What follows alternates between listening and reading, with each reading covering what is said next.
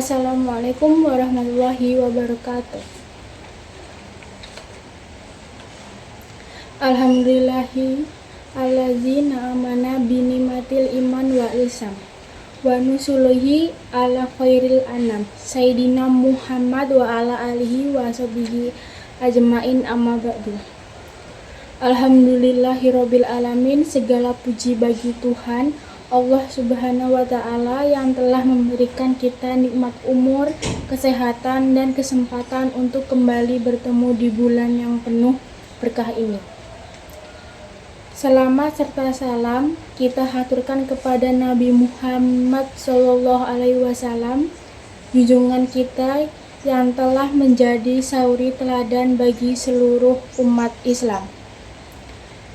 Hadirin yang dirahmati Allah, pada kesempatan kali ini saya, Desvita Putri Rawinda, akan menyampaikan sedikit nasihat tentang menjaga lisan. Semoga apa yang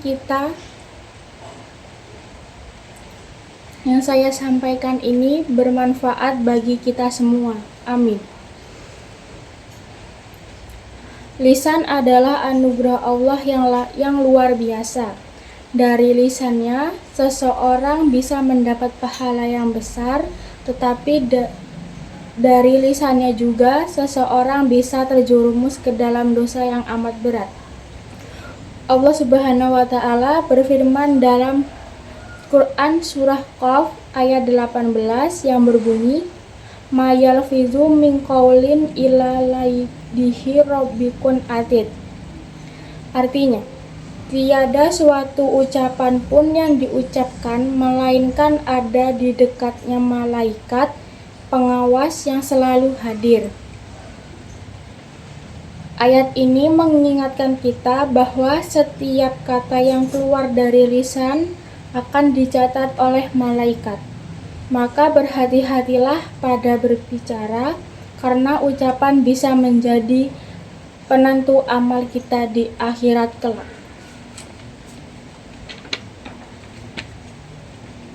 Barang siapa yang beriman kepada Allah dan hari akhir, hendaklah ia berkata yang baik atau diam. Hadis riwayat Bukhari dan Muslim. Hadis ini mengajarkan prinsip sederhana tetapi sangat penting. Kalau perkataan kita tidak membawa kebaikan, maka lebih baik kita diam. Karena diam itu selamat, sementara kata-kata yang salah bisa membawa celaka. Hadirin sekalian, ada beberapa bentuk ucapan yang perlu kita jaga, di antaranya 1. Ucapan dusta atau bohong. Bohong itu akar dari banyak dosa. Nabi bersabda, "Sesungguhnya kejujuran membawa kebaikan dan kebaikan membawa ke surga. Sedangkan dusta membawa kejahatan dan kejahatan membawa ke neraka." Hadis riwayat Bukhari dan Muslim. Yang kedua, yakni yang sering kita normalisasikan, yaitu ghibah atau menggunjing.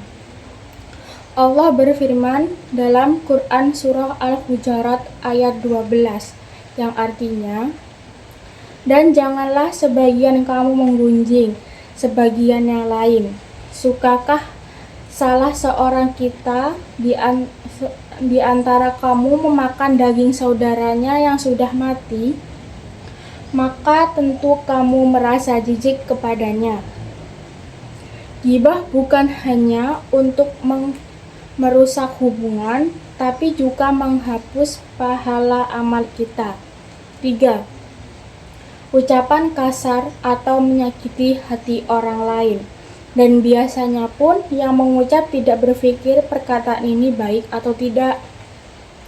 Dalam Islam, ucapan yang lembut dan sopan adalah akhlak yang mulia. Rasulullah bersabda,